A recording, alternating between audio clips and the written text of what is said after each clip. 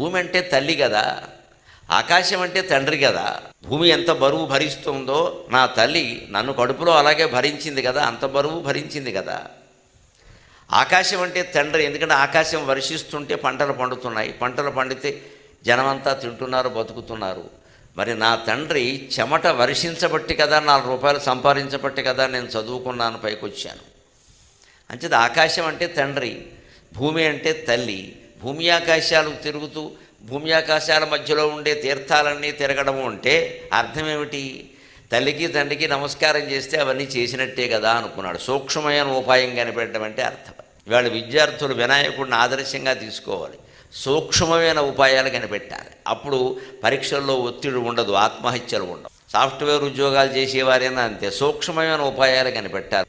అలాంటి ఉపాయాలన్నీ మనకి వినాయకుని యొక్క జీవితంలోనే కనపడతాయి ప్రత్యేకంగా.